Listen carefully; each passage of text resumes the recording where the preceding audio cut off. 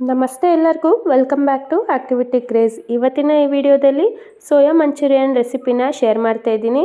ನೀವು ಕೂಡ ಈ ರೆಸಿಪಿನ ಟ್ರೈ ಮಾಡಿ, ಲೈಕ್ ಮಾಡಿ, ಶೇರ್ ಮಾಡಿ ಹಾಗೂ ಕಮೆಂಟ್ ಮಾಡಿ.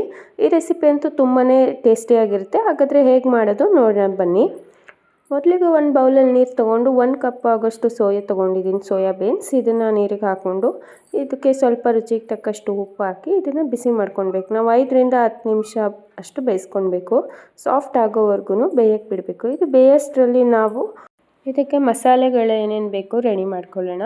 ಒಂದು ಬೌಲಲ್ಲಿ 1 ಟೇಬಲ್ ಸ್ಪೂನ್ ಧನಿಯಾ ಪುಡಿ, 1 ಟೇಬಲ್ ಸ್ಪೂನ್ ಚಿಲ್ಲಿ ಪೌಡರ್ ಹಾಗೂ ಒಂದು ಸ್ವಲ್ಪ ಗರಂ ಮಸಾಲ ಹಾಗೂ 2 ಟೇಬಲ್ ಸ್ಪೂನಷ್ಟು ಮೈದಾ ಹಿಟ್ಟು ಮತ್ತು 3 ಟೇಬಲ್ ಸ್ಪೂನಷ್ಟು ಕಾರ್ನ್ಫ್ಲವರ್ ಹಾಕ್ಕೊತಾ ಇದ್ದೀನಿ.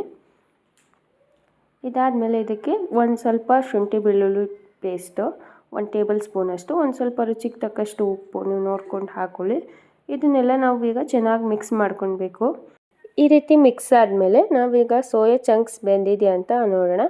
ಅದು ಒಂದು 5 ನಿಮಿಷ ನಾವು ಬೇಯಿಸ್ಕೊಂಡಿದ್ದೆ, ಸಾಫ್ಟಾಗಿ ಆಗಿತ್ತು. ಈಗ ತೆಗಿತಾ ಇದ್ದೀನಿ.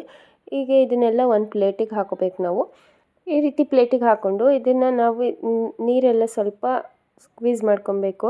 ಅಂದರೆ ನೀರು ಜಾಸ್ತಿ ಇರುತ್ತೆ, ಸ್ವಲ್ಪ ಲೈಟ್ ಬಿಸಿ ಇರುತ್ತೆ, ನೋಡ್ಕೊಂಡು ಲೈಟಾಗಿ ಈ ಥರ ಪ್ರೆಸ್ ಮಾಡಬೇಕು.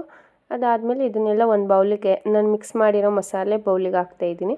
ಹಾಕಿ ಈ ರೀತಿ ಚೆನ್ನಾಗಿ ಮಿಕ್ಸ್ ಮಾಡ್ಕೊಬೇಕು. ನೀರು ಹಾಕಬೇಡಿ ಸ್ಟಾರ್ಟಿಂಗಲ್ಲೇ, ಅದರಲ್ಲೇ ಸ್ವಲ್ಪ ನೀರಿರುತ್ತೆ. ನೋಡಿಕೊಂಡು ತುಂಬ ಗಟ್ಟಿ ಆಯ್ತಂದರೆ ಸ್ವಲ್ಪ ನೀರು ಹಾಕ್ಕೊಂಡು ಈ ರೀತಿ ಚೆನ್ನಾಗಿ ಮಿಕ್ಸ್ ಮಾಡ್ಕೊಳ್ಳಿ. ತುಂಬ ತೆಳ್ಳಗೂ ಬೇಡ, ಗಟ್ಟಿಗೂ ಬೇಡ. ಆ ರೀತಿ ಗೋಬಿ ಮಾಡೋದಕ್ಕೆ ಹೇಗೆ ಕಲಿಸ್ಕೊತೀವೋ ಅದೇ ರೀತಿ ನೋಡಿ ಈ ಥರ ಆಗಿದೆ. ಈ ರೀತಿ ಏರ್ ಫ್ರೈ ಕಂಟೈನರ್ಗೆ ಆಯಿಲ್ನ ಹಚ್ಕೊಂಡು ಎಲ್ಲ ಮಿಕ್ಸ್ ಮಾಡಿರೋ ಸೋಯಾ ಚಂಕ್ಸ್ನ ಇದಕ್ಕೆ ಹಾಕಿ ನಾವು ಇದನ್ನು 20 ನಿಮಿಷ ಬೇಯಕ್ಕೆ ಇಟ್ಕೊತಾ ಇದ್ದೀವಿ. ಟೆಂಪ್ರೇಚರ್ ಬಂದು 190 ಡಿಗ್ರಿಗೆ ಸೆಟ್ ಮಾಡಿ 20 ನಿಮಿಷ ಟೈಮ್ ಸೆಟ್ ಮಾಡಿ ಬಿಡ್ತಾಯಿದ್ದೀವಿ. ನೋಡಿ 20 ನಿಮಿಷ ಇಟ್ಟು ಇವಾಗ ಇದು 20 ನಿಮಿಷ ಆಗೋವರೆಗೂ ಬಿಡಬೇಕು. 10 ನಿಮಿಷಕ್ಕೊಂದ್ಸಲ ನಾವು ಇದನ್ನು ತೆಗೆದು ನೋಡಬೇಕು. ಹಿಟ್ಟೆಲ್ಲ ಹಾಕಿರೋದ್ರಿಂದ ಇದು ಸ್ವಲ್ಪ ಡ್ರೈ ಆಗಿ ಅನಿಸುತ್ತೆ ನಮಗೆ, ಕಾರ್ನ್ಫ್ಲವರ್ ಮತ್ತು ಮೈದಾ ಹಿಟ್ಟೆಲ್ಲ ಹಾಕಿರೋದ್ರಿಂದ. ಮತ್ತು ಇದ್ರ ಮೇಲೂ ಒಂದು ಸ್ವಲ್ಪ ಎಣ್ಣೆ ಹಾಕಿ ಈ ರೀತಿ ಚೆನ್ನಾಗಿ ಎಲ್ಲದನ್ನು ಮಿಕ್ಸ್ ಮಾಡಬೇಕು, ಬಿಡಿ ಬಿಡಿಯಾಗಿ ಮಾಡಿ. ಮತ್ತು ಇನ್ನು 10 ನಿಮಿಷ ಬೇಯಕ್ಕೆ ಬಿಡಬೇಕು. ನೀವು ಇದನ್ನು ಡೀಪ್ ಫ್ರೈ ಮಾಡಿದ್ರೆ ಇನ್ನೂ ಚೆನ್ನಾಗಿರುತ್ತೆ. ಏರ್ ಫ್ರೈ ಇಲ್ಲ ಅಂದರೆ ಡೀಪ್ ಫ್ರೈ ಕೂಡ ಮಾಡ್ಕೊಳ್ಬೋದು. ಈಗ ಮತ್ತೆ ಇನ್ನು 10 ನಿಮಿಷಕ್ಕೆ ಇಡ್ತಾಯಿದ್ದೀವಿ. ಈಗ 10 ನಿಮಿಷ ಆದಮೇಲೆ ನೋಡ್ಬೋದು ಅದು ಹೇಗಾಗಿದೆ ಅಂತ. ಟೈಮ್ ಆಟೋಮ್ಯಾಟಿಕ್ ಆಫ್ ಆಗುತ್ತೆ. ಅದಾದಮೇಲೆ ತೆಗೆದು ನೋಡ್ತಾ ಇದ್ದೀವಿ. ಇದು ಕರೆಕ್ಟಾಗಿ ಬೆಂದಿತ್ತು.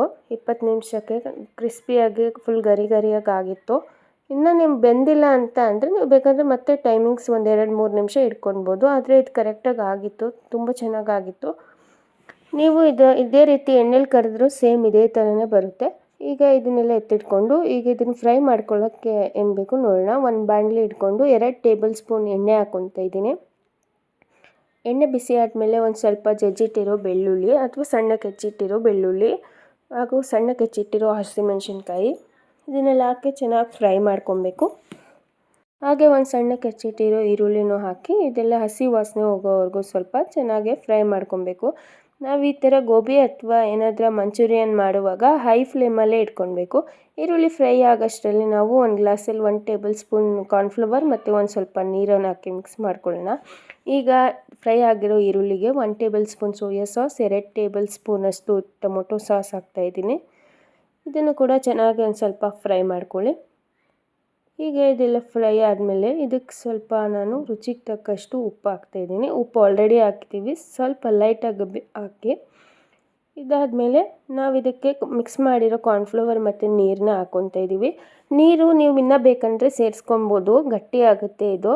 ಗ್ರೇವಿ ಥರ ಬೇಕು ನಮಗೆ, ಗೋಬಿ ಸಾಫ್ಟಾಗಿರಬೇಕು ಅಂತ ಅಂದರೆ, ಮಂಚೂರಿಯನ್ ಸಾಫ್ಟಾಗಿ ಬರಬೇಕಂದ್ರೆ ನೀರಿನ ಹಾಕ್ಕೊಬೋದು. ಇಲ್ಲ ಕ್ರಿಸ್ಪಿಯಾಗಿ ಇಡಬೇಕು ಗರಿ ಗರಿಯಾಗಿ ಅಂದರೆ ನೀವು ನೀರು ಸ್ವಲ್ಪ ನೋಡ್ಕೊಂಡು ಹಾಕ್ಕೊಬೋದು. ಈ ರೀತಿ 1-2 ನಿಮಿಷ ಹೈ ಫ್ಲೇಮಲ್ಲಿ ಚೆನ್ನಾಗಿ ಮಿಕ್ಸ್ ಮಾಡ್ಕೊಳ್ಳಿ. ನೋಡಿ ಎಷ್ಟು ಕಲರ್ಫುಲ್ಲಾಗಿ ಸೇಮ್ ಗೋಬಿ ಮಂಚೂರಿ ಥರನೇ ಕಾಣಿಸ್ತಿದೆ. ಟೇಸ್ಟ್ ಕೂಡ ತುಂಬಾ ಚೆನ್ನಾಗಿರುತ್ತೆ. ಸೇಮ್ ಸ್ಟ್ರೀಟ್ ಸ್ಟೈಲಲ್ಲಿ ಸಿಗೋ ಗೋಬಿ ಥರನೇ ಅನಿಸುತ್ತೆ. ಸೋಯಾ ಚಂಕ್ಸ್ ಅಂತ ಅನಿಸೋದಿಲ್ಲ. ನೀವು ಕೂಡ ಈ ರೆಸಿಪಿನ ಟ್ರೈ ಮಾಡಿ, ಲೈಕ್ ಮಾಡಿ, ಶೇರ್ ಮಾಡಿ ಹಾಗೂ ಕಮೆಂಟ್ ಮಾಡಿ. ಮತ್ತು ನನ್ನ ಚಾನಲ್ನ ಸಬ್ಸ್ಕ್ರೈಬ್ ಆಗೋದು ಮರಿಬೇಡಿ.